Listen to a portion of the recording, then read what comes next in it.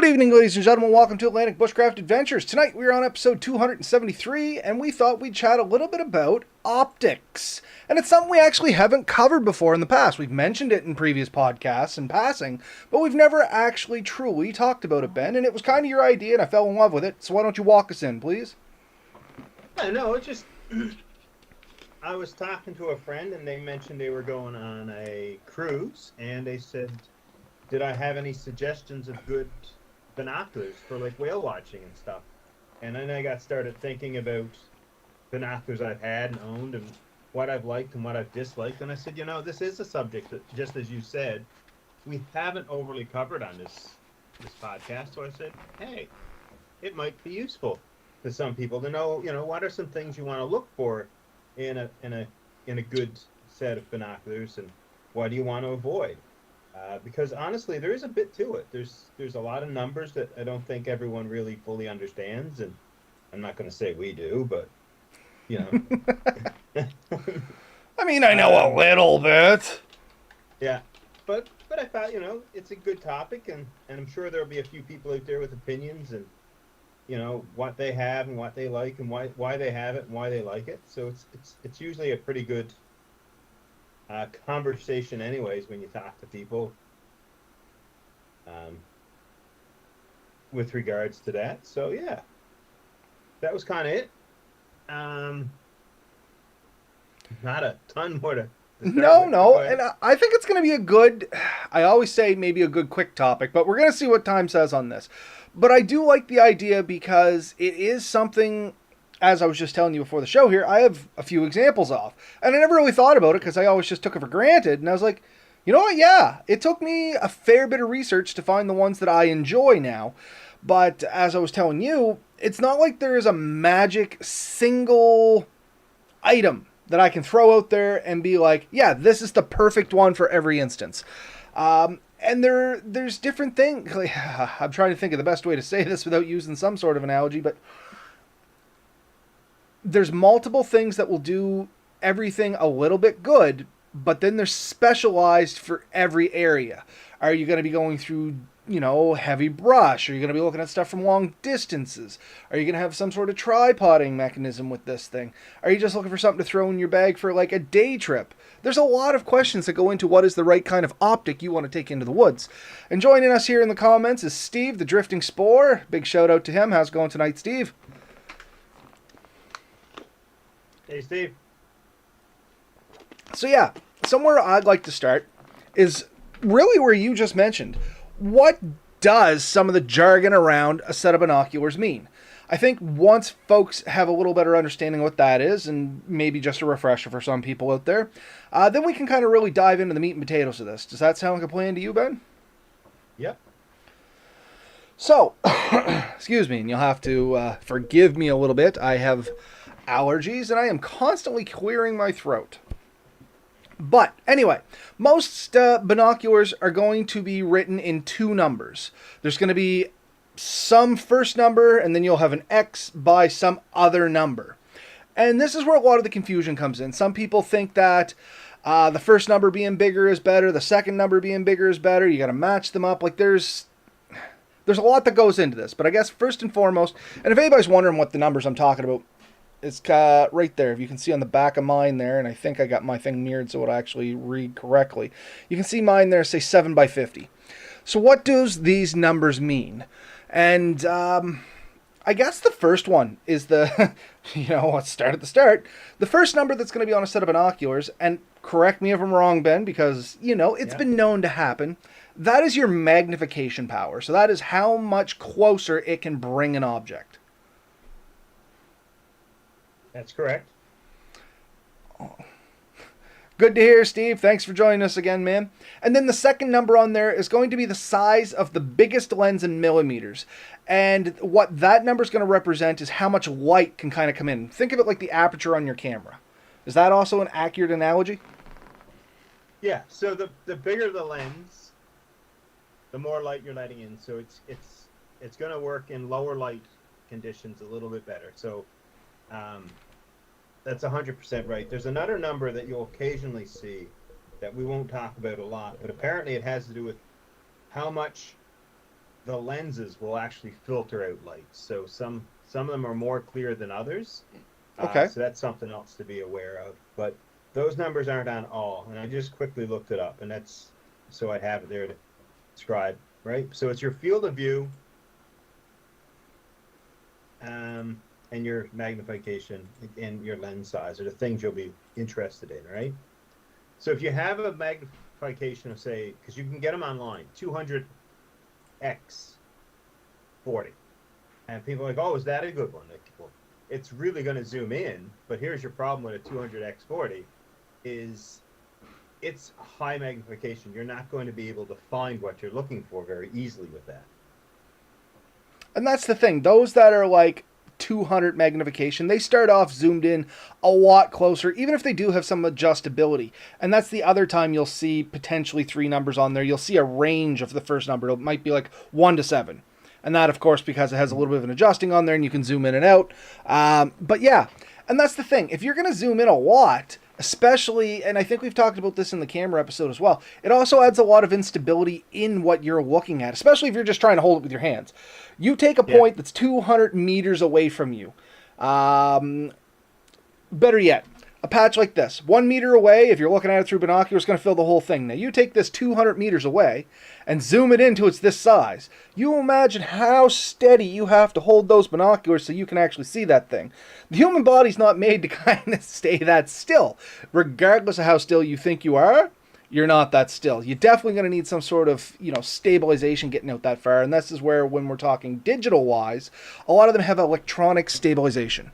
But now we're getting into like the fancy range-finding telescopes and things like that as well. Yeah, for sure. And for the purpose of this, I think we can stick to, for the most part, to non-digital. Yeah, and I think that's probably the best case for this, because most of those digital ones, I'm not saying somebody wouldn't take them into the woods just for enjoying, but generally they have specialized uses. So, since this is a bushcrafting channel and we're talking about bushcrafting, one of the things you have to keep in mind is how portable is it, right? If you have a base camp, or like say you have a cabin in the woods or on the ocean or on a lake, and you want to be looking at eagles and seals and different things out on the water, then you can get away with a fairly big set. And that's kind of useful, but yeah, mine I think is a little bit smaller nose, but not much. They're very similar. This is a standard size. You can get a size that's quite a bit bigger than this. They're like a couple of feet long and they're huge.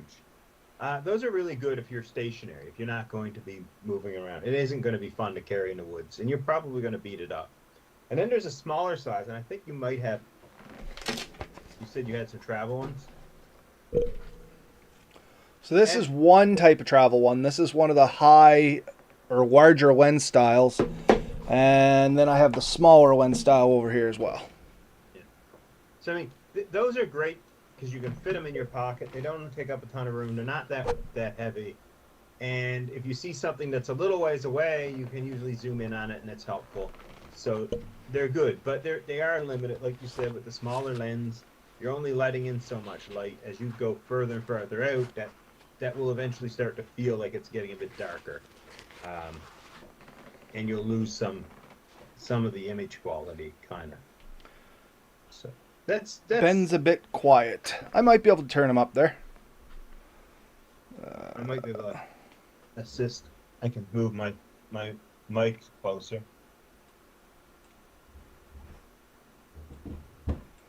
There. I also had you set down to a slight filter as well, so... Because once upon a time, we used to broadcast really loud. And then we changed both our setups and things got changed a little bit. But in any case, yeah. So smaller ones, just let us know there are them if that sounds a little bit better to you. If not, I can probably amplify that a little better again. But yeah, like the bigger ones, this I would consider like average size. I've taken these hunting. I've taken them on hikes. And they're doable. But do realize that is a fair bit of bulk. And so I only do that when I know that I'm going to have good views and I'm going to want to need that. Otherwise, I'll take a smaller one, or even just use my camera or some other optic that I have to sort of get that in. Um, can they hear me well? Yep, just looking for feedback on it there now. And yeah, and that's kind of the problem with these big ones. These big ones, I got, well, honestly, I had a little spell where I was very avid into bird watching. And that's kind of where these came from. I inherited these pair from a family member. And I kind of use them for that as well as racing and stuff like that. But much like you said, Ben, these big pairs here, if we're going to say what are they good for, this is good for like sporting events and where you're not walking far, just like Ben said. I don't think I'd want to throw these in the backpack and carry them 50 kilometers into the woods. They're fairly heavy for the size they are, you know what I mean? That's a lot of extra wear, and it's going to get beaten around, and they're a little bit more delicate than my travel ones. And I just don't see me carrying them through the woods a lot. Now, taking them to like a soccer game, absolutely. Going bird watching in the backyard, for sure. As Ben said, taking them to the cabin, having a little fun, absolutely. Yeah.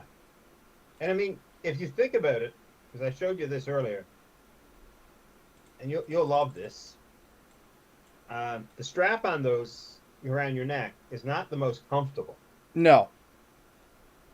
You can get chest rigs like this, and if you have to hike something like this, and even with the smaller ones, it allows you to get it up to your height, but it doesn't bounce around as much, so it's not as high impact. Because believe it or not, it does tend to be high impact when you're climbing and bouncing around and jumping over things. So it keeps it from bouncing around. It sort of controls the weight a little bit.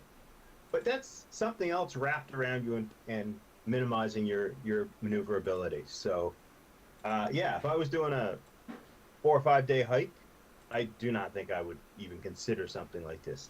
If I'm doing a day hike or maybe a single overnight that's not that hard, and if I'm going to be up on cliffs and maybe some high points, I might consider something like that, just because you never know what you might be able to see. Absolutely.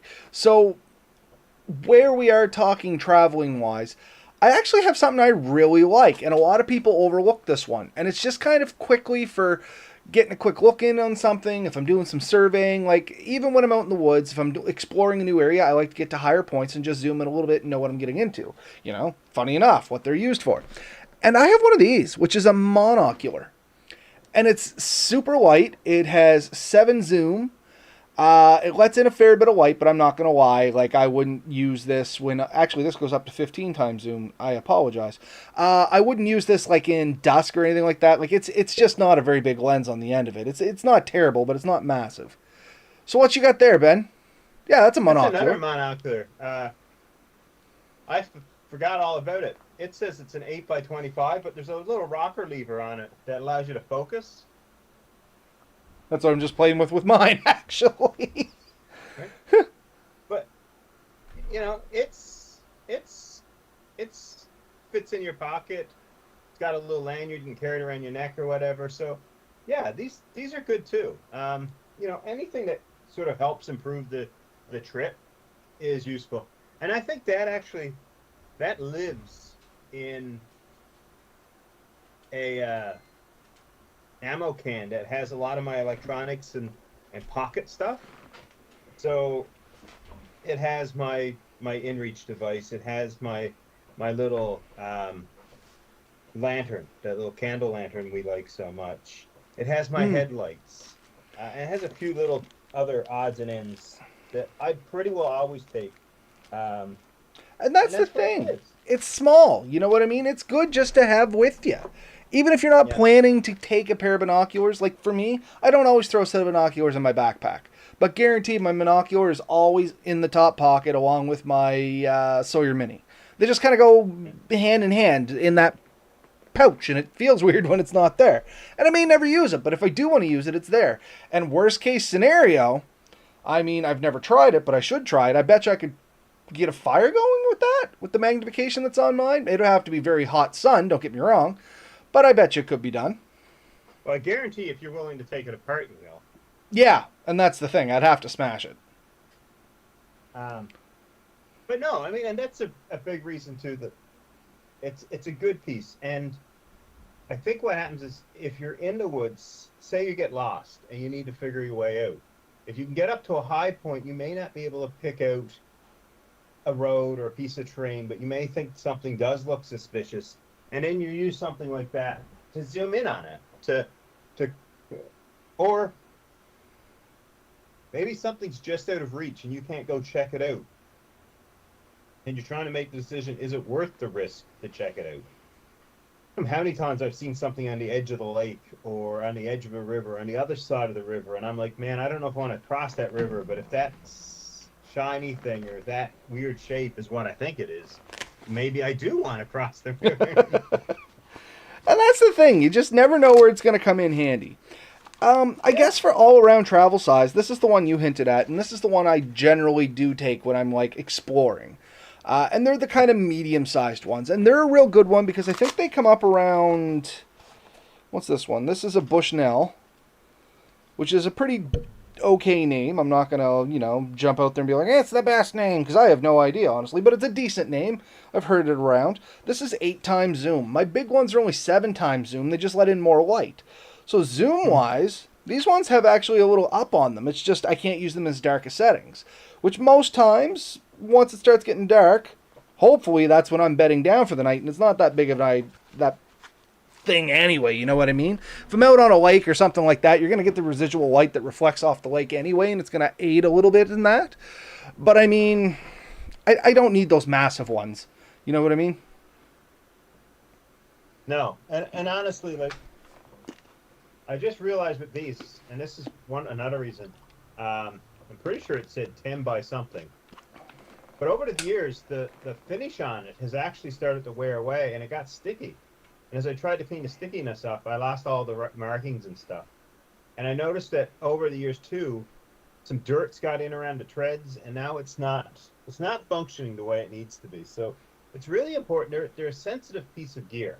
They're not as rugged as some of our other gear, which you can bounce around. I mean, you can easily chip a lens. You can, if dirt and stuff gets in it, it won't be able to focus correctly because there is moving parts to it. And that's all important stuff, right? And so I think it's important. I know it's important to take care of it. Oh, for sure. But like you said, they're kind of sensitive. Most of them come with some sort of case. This is not the case for these, but I mean, this is the case for these ones. This is the case for the bigger ones. The monocular came with a little case. I mean, if you have a case, and it's generally the first thing to get lost, and I understand that, but if you can help it, they should always be stored in the case when they're not in use. It's the UV and the extra stuff out of the atmosphere, like the dirt and grime and crap that just gets in there over time, builds it up, and you're going to get smudges and crap like that, and it's just not going to give you the best viewing experience, if you know what I mean. So it is totally worth taking care of these things. Oh, yeah, for sure.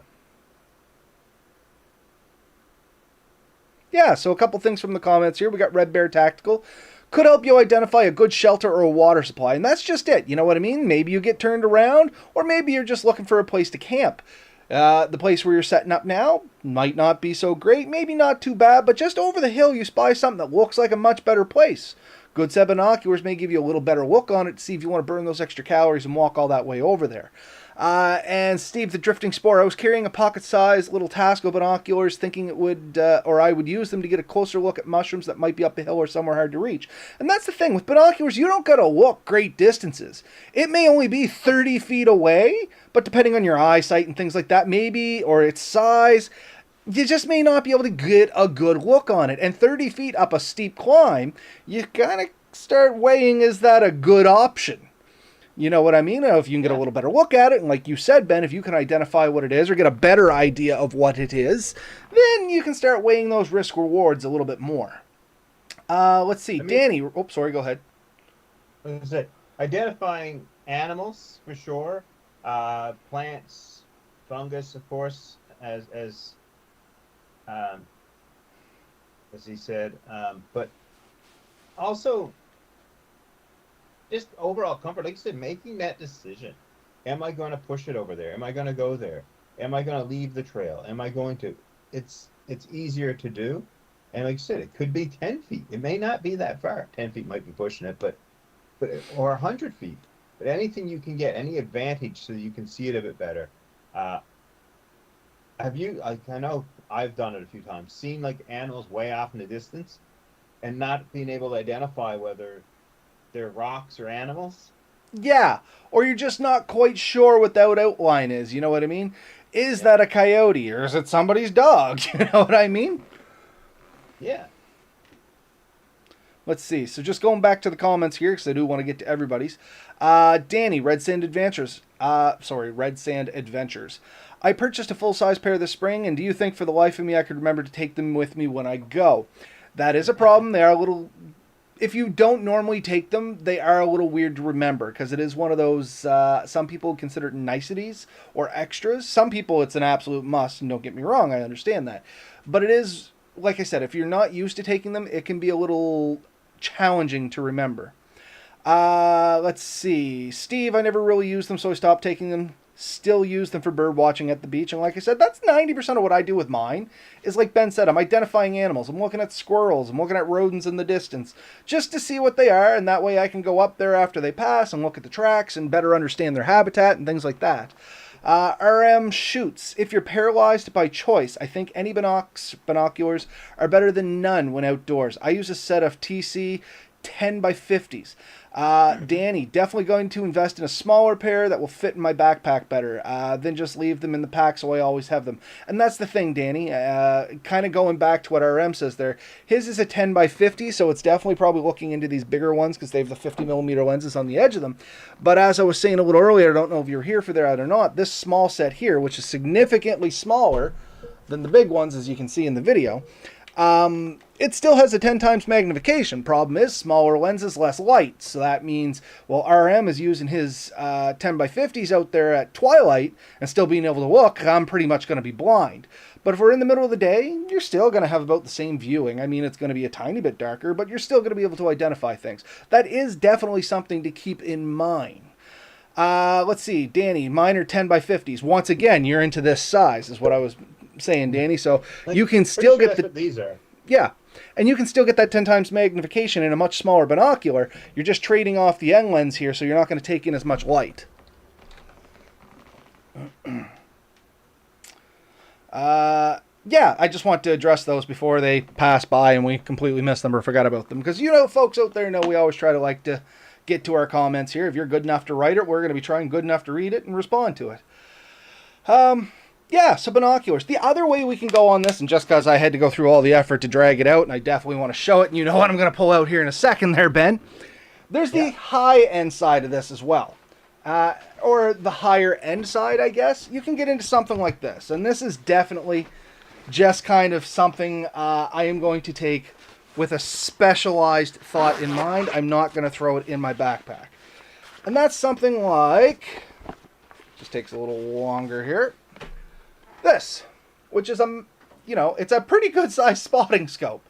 And I use this for bird watching, or once again, if I'm going to be set up at like the cabin or something like that, I may take this and aim it up the river and just see what crosses and things like that. You can see something in the distance, but once again, now you're getting into higher magnification with a lot bigger lens, but you're also getting into a significant more weight, and it's also a lot more sensitive. This thing does not take a fall well. One good fall and it could knock the lenses out of alignment, and this thing is absolutely pooched. As for the little binoculars, there's a lot less likelihood of that happening. Just because they're a little better secured. Once again, a little less weight and stuff like that. These also have a lot more different adjustments on them. It's just, what is this? This is 20 to 60 times magnification at 60 millimeter lens. And this is still the low end of my spotting scopes. Like, I have a bigger one yet again, but I am not going out to the garage to drag that sucker out. That thing's for, literally, I take that like if I was doing long distance hunting or something like that. This here is more my recreational one. Good if we ever decide to start sniping things. Well, yeah, that's the thing. I mean, if I got to check my windage at 300 meters, I need to know what's going on. Those who know, know. Let's see. I've identified hazards that might have stumbled into glassed a valley once, and there was a large, glassed a valley once and seen a large bear that I couldn't have seen with the naked eye. And that's the thing. Sometimes you're going to see things that are potentially dangerous. I know, just for me, as a first responder, I always keep a pair in the truck just in case we ever get to a motor vehicle accident. You know what I mean? I can look from a distance and find out what's going on there. Does that look like a hybrid car with a lithium battery on fire? And I mean, I'm getting away from the bushcrafting here, but still kind of same situation. You know what I mean? You're looking at something from further away to assess the danger, is what I'm getting at here. You know what I mean? But it's important to know what are the risks and what am I dealing with. And keeping one in your vehicle is a really good idea. And I've generally kept one in my vehicle because you never know when you'll want it. And I rarely need them at home. Like at home, what am I going to be looking across the street at the neighbors? I mean, that's just creepy. But As Ben hides the one by his windows. Oh, I kid. Yeah. But yeah, keeping one in your car, you never know when you pull up, to a lookout or whatever, and especially if you're driving around, there's lookouts all the time. And you can take a look away and see what's going on. And it's kind of neat the glass, like a boat or something that's out there, and see what's going on. And especially if you think somebody could be in distress. And that's the other thing. Once again, as a first responder, and I'm sure you know yourself there, Ben, search and rescue and stuff like that, if you ever get into that, it's easier or better to pick out something at a distance with a set of binoculars. Like if you're looking for an orange flagging tape or something like that. If you see something flicking in the woods, maybe at 100 feet away, oh, that might just be, a piece of, I don't know, a fir branch that's starting to orange up because it's dying. Or is that a piece of flagging tape? But it's also across 100 meters of swamp that you're potentially going to fall waist deep into. Do you really want to walk all the way over there to figure it out? Or bring up the old spyglass and take a look? So what have we mentioned? We mentioned binoculars. We mentioned monoculars or telescopes. I think that's sort of the majority of the non-digital. Yeah, and I think digital may be something for another night's topic, because now you're getting into a whole other kettle of fish. Not only are you looking at magnifications and clarities, you may have some level of night vision on some of these spotting scopes. You may have lasers to give you distancing on some of these spotting scopes. And like now, once again, you're getting into specialty stuff, or at least what I consider specialty stuff. If I'm looking at a red squirrel, I don't care that it's 100 meters away. I just want to know if it's a red squirrel. You know what I mean? I don't get into that kind of specialty stuff, at least for my recreational use. But I did want to bring up cost. Because Sure. I think that's something a lot of people balk at. They see binoculars, and you can go on Amazon, and you can find all kinds of binoculars on Amazon for $20-30, and you can also find them on there that are $150, and you can also find them that they're well over $1,000. Oh, 100%. I mean, the sky really is the limit on some of this stuff. Yeah, and how much do you need to spend on a pair of binoculars? And one number I want to throw out there, just because I think it's a really important number. How much are you willing to lose? Yeah, because it is pretty easy to lose a set of binoculars. Well, and I have. First little pair, I got a little pair, and they were this style, but they were for kids. They were just a size smaller. Mm-hmm. And they were awesome. They were very compact. I absolutely loved them. I went to the beach one time, and I left them on the beach, and when I came back an hour later, they were gone. Somebody had stolen them. And they are an item that people will pick up and walk away with. For whatever reason, binoculars are a hot commodity for collections. Don't know why, they just are. They always seem to walk away. I have lost at least 6 pair of binoculars. Also, like we said, they are somewhat fragile, so if you're climbing around rocks and out on the water, and you drop them in the water, some of them don't handle getting wet very well.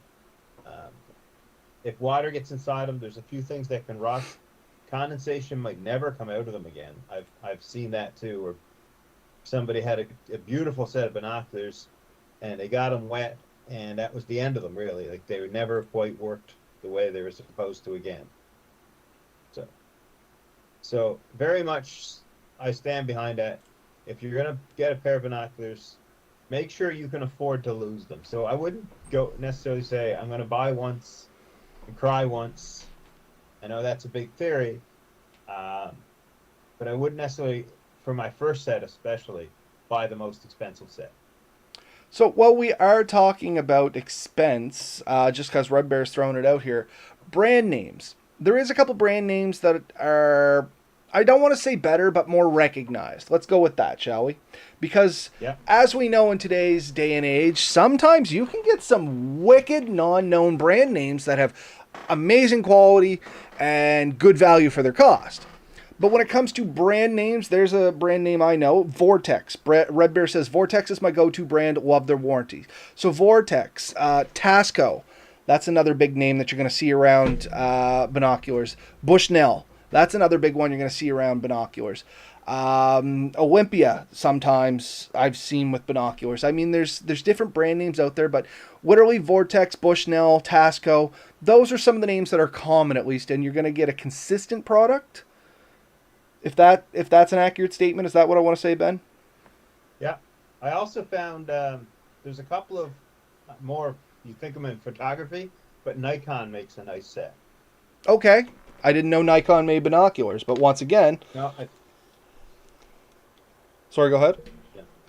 I found some sets when I was looking. So it's like there are some big names out there. There's a hell of a lot of names that I'd never seen before. And some of them have a lot of neat gimmicky things on them. And I'm not super familiar to say whether they're worth it or not. But there's a couple I'm definitely interested in. And there's a couple of features that I noticed some of them come with that I also have some interest in. And one of them is the variable zoom. The variable zoom, yes. Yeah. So I've seen them with levers. There's different methods, but like when you zoom in on something, because if you have a narrow field of vision and it's far away, you can spend a lot of time looking for it. Anyone who's ever used a high-powered scope on a rifle knows exactly what I'm talking about. You kind of almost have to sight in with your iron sights and then look through the scope because you're already looking at the broad side of the animal by the time you see it. Right? So with those kind of scopes, if you're looking for the animal, it's really hard to find it. No, 100%. And that's what I was talking about with that super high zoom starting off. Back to the patch analogy. You can get ones that you can get the variable zoom. Some other ones have built-in rangefinders. I've seen one that has a compass built into it that'll let you know what direction you're looking in. All kind of neat features, like you said, but I would love to try all of them and see which ones I would continue using. I don't know how much I'd want to throw down for these features right out of the gate, though. Yeah, no, for sure. In the end, make sure you're getting something with decent glass that's going to, let the light in, that has a magnification that's usable, as in it's greater than 1, because that wouldn't be very usable at all, but not so big that you're going to have trouble finding what you're looking at. So you have to think about what you're looking at. If you're out on the ocean and trying to pick up a whale that's half a mile away, you don't want ultra high magnification, because even though they're far away, you're going to be trying to look in on a pinprick area. And they're big animals. You'll be able to see them. No, 100%. I agree with that. Same as if you... Yeah, that's the thing. Understand what the numbers mean and figure out what you want to use them for to match them up. There is no right answer to what's the best binoculars. It's the ones that work for what you're doing. Yeah. As with most stuff with bushcrafting, funny enough. What's the best one? The one you have. The scope free of charge. So a friend of mine backed over his rifle and Vortex replaced the scope free of charge. I heard they have a wicked warranty. I've never had to claim any, but I heard they have a wicked warranty. But yeah, I think for me tonight, Ben, I don't have a whole lot more to say on binoculars because I more or less got a kick out of just pulling all the binoculars out I had because I've forgotten how many pair I actually still have. Worst thing, this isn't all of them. This is what I found within 10 feet of my desk. I'm just trying to think how far away that door is. Yeah, I mean, the whole point of today was to sort of talk about another tool that we carry fairly frequently, that we use a lot, but probably didn't think about a lot. We don't, but if you're going to spend time in the woods, especially if you're into identifying animals or finding neat, cool spots, it's a very useful tool, and it's something that I think most of us have have some kind of optic in our kit that we're using fairly frequently. And having a good quality one definitely um, is worth it, um, in my opinion. No, But 100%. And honestly, like I said, do a little research on your brand name. Figure out what you're going to be looking at, like we've said a couple times here. Figure out the distance you're going to be away. Be less concerned on the brand name as long as the reviews look good. And I think we've said this on the podcast before is anything that you're looking at online with the reviews, you can throw out about the top 5% of reviews and the bottom 5% of reviews, and everything that's left kind of in between is a more realistic expectation of the product you're going to get. yeah. And I find if you find a pair, or find anything you like, there's some independent reviews outside of the sales page and see if anyone's talking about it. And if nobody's done a video on yet, it's probably either A, very new, or B, nobody has found it that's good enough to video. It's video worthy. And Yeah. that's a real thing, unfortunately. Finding something that's video worthy. Well, I mean, I bought a kayak. Same thing. I couldn't find very many reviews on it. I took a risk on it. And somebody will. Like somebody who's really into doing this stuff will take a risk on it and eventually post something on it. Now, if it's a small batch, say somebody had it built and made 400 or 500 of this item, then by the time the video comes out, it's just not worth it. It's because they're not available anymore. But if it's something that somebody's trying to sell for a while, because we've watched brand names come and become fairly well known in the last in our time. Yeah. And since we've been podcasting, I think if you think of hammocks, Dutchware is relatively new in the world, but they're now a household name for anyone who's into hammocks. Absolutely. And what Jeremy used to play with there, One Tigress and Black Orca, those both Yeah. kind of rise and stabilized. They took a real Yeah. high peak and then they kind of came down a little bit. Now they stabilized a bit, but there's another name. But yeah, brand names come and go is the main point there.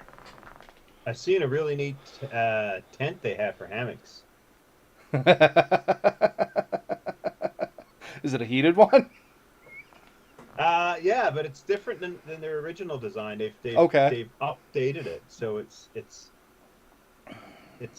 I mean, they're still developing things. That's what I'm getting at. I know you thought I was going somewhere else with that. Yeah, I was wondering which road you were going down, but okay. Once again, those who know, those who don't, we're leaving it alone. Anyway, yeah, so that's kind of my thoughts on optics here tonight. I mean, once again, there's no real right answer, but there is routes you can take. Figure out where you want to go with it, what you're going to do with it. Don't get something that's massively oversized for what you want to do, and don't get something that's drastically undersized for something that's not going to give you some enjoyment. First number is your magnification. Second number is going to be your lens size.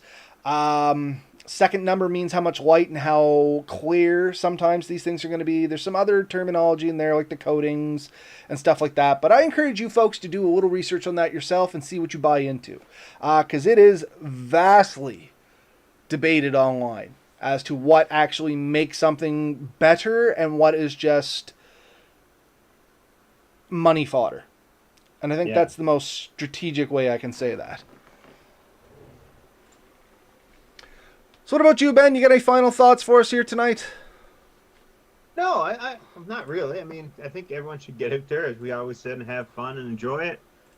Think about it. If you have an optics, like if you have a binocular or telescope or monoscope or whatever you want to call them, if you have something you take, I'd love to hear about it. Tell me, why you have what you have, and what's your favorite thing about it, and how do you carry it? Is it something you carry out in the open all the time? Is it in the bottom of your bag? Is it in your pocket, or is it left back at your vehicle? But yeah, what are your thoughts? Love to hear from you folks, and once again, you can reach out to us by any of the mediums down here below, and for those of you that are listening only, just go on Google and type in Atlantic Bushcraft Adventures, and you're going to find a way to get a hold of us. We're on many social media platforms, as well as pretty much, I don't want to say all podcasting platforms, because I feel like that's a broad reach, but we're on a lot of podcasting platforms. Sure we are, though. Yeah, you know what? Every time I search, I find more than, like, I don't even remember submitting to that one. Yeah. And that's the thing, they circulate. It's kind of neat. But that's it for us here tonight, folks. As always, get out there, have fun, play safe, but get dirty. Give us some stories. We'd love to hear your folks' feedback. We'll talk to you again next week. Same time, same place.